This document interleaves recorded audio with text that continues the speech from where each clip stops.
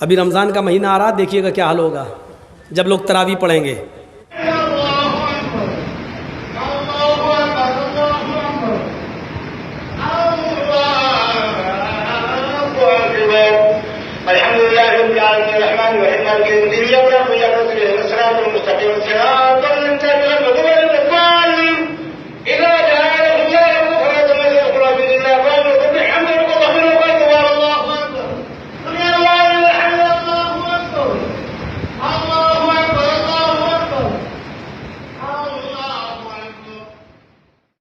تو عادت نہیں ہے رات میں جاگنے کی. اور امام صاحب حافظ صاحب جب لمبی قرأت کریں گے، پورا قرآن ان کو پڑھنا ہے بھائی، سنانا ہے، تو یہاں وہ یعلمون اور تعلمون کے علاوہ کچھ سمجھ میں نہیں آئے گا. آپ پڑھیں گے ایسے پڑھیں گے اور وہ پڑھ رہے ہیں سورہ فاتحہ تک تو گاڑی سے ہی چلتی ہے. اہدنا الصراط المستقیم صراط الذین انعمت علیہم غیر المغضوب علیہم ولا الضالین. آمین. ہو گیا. اب یہاں تک تو گاڑی سے ہی چلتی ہے حافظ کی. اس کے بعد الف لام میم. اب راجدھانی ایکسپریس ہوئی یہاں سے. ذالک الکتاب لا ریب فیہ ھدی للمتقین الذین یؤمنون بالغیب ویقیمون الصلاۃ ومما رزقناہم ینفقون. آخری والا جملہ سمجھ میں آتا ہے کیونکہ اس کو بیچارے کو 2 پارے پڑھنا ہے، 26 تاریخ کو 27 تاریخ کو، اور کہیں 10 دن میں ختم کرنا ہوگا تو اور کبھی کبھی تو ایک ہی رات میں کہیں ختم کرنا پڑتا ہے. آفس والے لوگ ہیں بیچارے، انہوں نے کرائے کا ایک ٹٹو بلایا، ایک ہی رات میں پڑھ دیں ہم لوگ 29 دن 30 دن نہیں پڑھ پائیں گے. اب وہ جس کو ایک ہی رات میں ختم کرنا ہو اس کی سپیڈ کیا ہوگی؟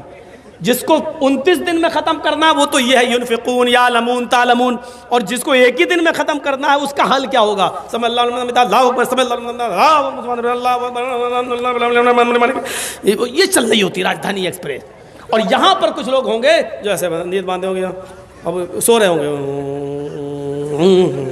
پھر ہاتھ باندھ لیں کیونکہ یہاں بوجھ پڑتا ہے، ایکسرسائز ہے یہ ہاتھ کی. بہت سے لوگ یہاں باندھیں گے وہ ہاتھ گر ہی نہیں سکتا. نوٹ کر لو، ہاتھ نہیں گرے گا. اللہ اکبر الحمدللہ رب العالمین. گردن جھکے گی ان کی، ہاتھ نہیں چھوٹ سکتا کیونکہ پازیٹیو ریزز نہیں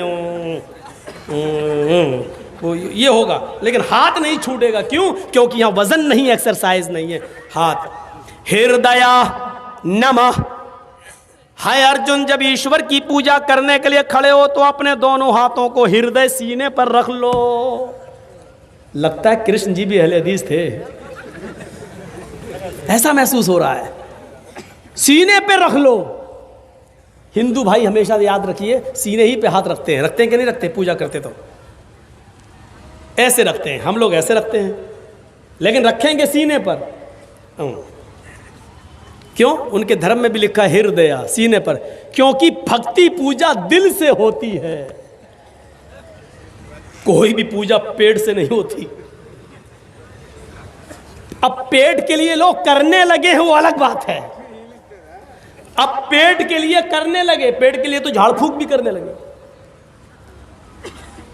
تمباکو والا پان کھایا ہوا ہے، بولی صاحب میرے بیٹے کو بخار آیا تو دم کر دوں مالک میں اٹھوں فلک میں شرما خلق پان بھی کھاتا جا رہا، صورتی والا تمباکو بھی، اور پھو پھو کرتا بھی جا رہا.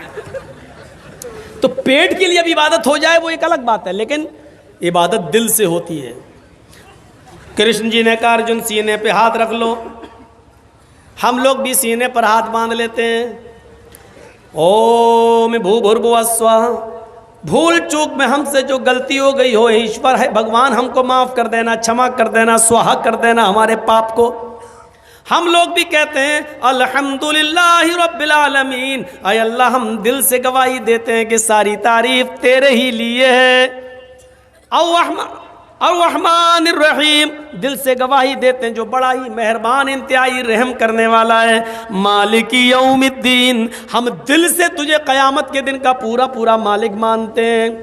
ایاک نعبد و ایاک نستعین. اے اللہ ہم دل سے اس بات کا اقرار کرتے ہیں کہ تیرے علاوہ ہم کسی کی عبادت نہیں کرتے اور تیرے علاوہ کسی سے ہم مدد طلب نہیں کرتے. تیری ہی عبادت کرتے ہیں اور مدد بھی تجھ سے طلب کرتے ہیں. اے اللہ اتنی لمبی چوڑی جو دل سے ہم نے تیری تعریف کی ہے، اس تعریف کے بعد میری چند باتیں سن لے.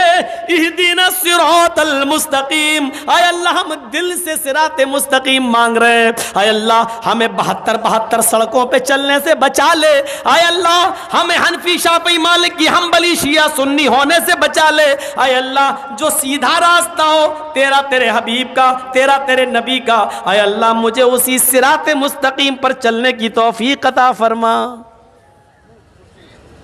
فرقے کتنے ہیں؟ 72۔ اللہ کے نبی نے کہا میری امت میں 73 ہوں گے، بنی اسرائیل میں تھے 72، میری امت میں کتنے ہوں گے؟ 73۔ لیکن ان میں بڑے بڑے فرقے جانتے ہو کون سے ہیں؟ 4، حنفی، شافعی، مالکی، حنبلی۔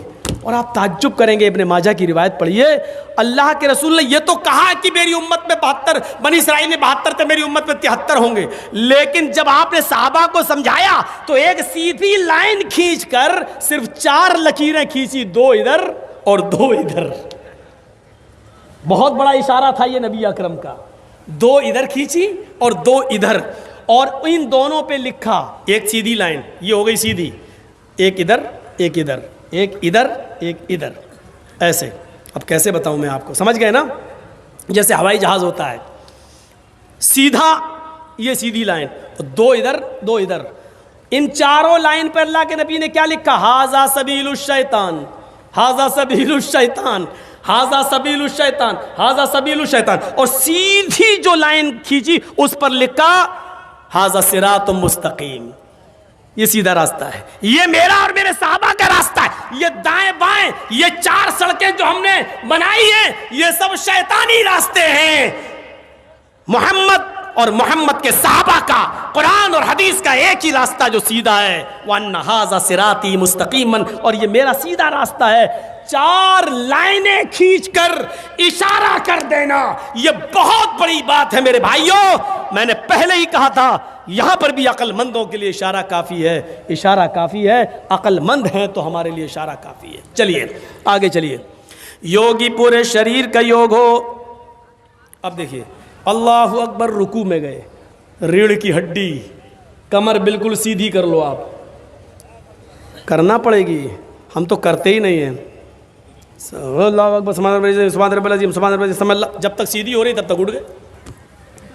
بعض ہمارے علماء نے لکھا ہے کہ کمر اتنی سیدھی ہو جانی چاہیے کہ اگر اس کے اوپر پانی سے بھرا ہوا برتن رکھا جائے تو گرنے نہ پائے، اتنی سیدھی ہو جائے بالکل کہ کوئی چیز اس پر رکھو تو گرے نہیں۔ جب آپ ٹائٹ پکڑیں گے اور اس طریقے سے جب رکوع کریں گے اور سجدے کی جگہ پر آپ کی نظر ہوگی، نیچے نہیں، سجدہ، ارے نیچے کیا جھانک کے دیکھ رہا ہے، سجدے کی جگہ پر ہونی چاہیے نگاہ، تو آپ کی کمر بالکل سیدھی ہو جائے گی۔ ڈاکٹر مورس بوکائے بہت بڑے ڈاکٹر گزرے ہیں امریکہ کے اندر، انہوں نے لکھا اپنی کتاب کے اندر، محمد الرسول اللہ نے جو رکوع بتایا ہے، مسلمان 5 وقت نماز پڑھتا ہے، اگر ویسا رکوع کرنے لگے جیسا محمد صلی اللہ علیہ وسلم نے بتایا ہے تو اس آدمی کو کبھی ریڑھ کی ہڈی کے درد اور ریڑھ کی ہڈی کے کینسر کی بیماری نہیں ہو سکتی۔ اتنا بڑا علاج بتا دیا اللہ کے رسول نے، لیکن آج ہو رہی ہے بیماری۔ اس کا مطلب یہ کہ ہمارے رکوع اور سجدے صحیح نہیں ہے۔ سمع اللہ لمن حمدہ، اللہ اکبر کہہ کر جب آپ سجدے میں جا رہے ہیں تو آپ کے دونوں پیروں کی انگلیاں مڑی ہوئی ہونی چاہیے، آپ کے دونوں پیر ملے ہوئے ہونا چاہیے۔ جب انگلیاں آپ کی مڑی ہوئی ہوں گی تو انگلیوں سے جو نس، جو رگیں کھنچیں گی وہ آپ کے دماغ تک جا رہی ہیں، پورے جسم کی ایکسرسائز۔ اور جب آپ سجدے میں جاتے ہیں، اسی لیے سجدے کو لمبا کرنے کا حکم ہے۔ میرا بندہ میرے سب سے زیادہ قریب تب ہوتا ہے جب وہ سجدے میں ہوتا ہے۔ لوگ سجدہ زیادہ لمبا کرتے ہیں، اللہ کے رسول صلی اللہ علیہ وسلم سجدہ اتنا لمبا کیا کرتے تھے کہ حضرت عائشہ کہتی ہیں جب رات کی تاریکی میں آپ تہجد میں ہوتے، سجدہ کرتے تو مجھے ایسا لگتا کہ اللہ کے رسول سجدے میں انتقال کر گئے، اٹھیں گے ہی نہیں، شاید اب آپ کو جھنجھوڑنا پڑے گا، کہیں ایسا تو نہیں کہ اللہ کے نبی کا انتقال ہو گیا۔ اتنا لمبا سجدہ، اور جب آدمی سجدے میں جاتا تو ڈاکٹر مورس بوکائے کہتے ہیں انسان کے جسم کا پورا خون اس کی رگوں میں، دماغ کی ہر ایک نس تک، ہر ایک رگ تک پہنچ جاتا ہے، جس سے اس کو برین ہیمبریج کی بیماری نہیں ہوتی ہے، اور اس کا دماغ نارمل رہتا ہے، اس کو بلڈ پریشر کی بیماری نہیں ہوتی ہے، اس کو ٹینشن زیادہ نہیں ہوتے ہیں، اس لیے کہ خون دماغ میں جتنا پہنچنا چاہیے وہ سجدے ہی کی حالت میں پہنچتا ہے۔ میرے بھائیوں، یہ نماز پوری ایک میڈیکل سائنس سے بھری ہوئی ہے۔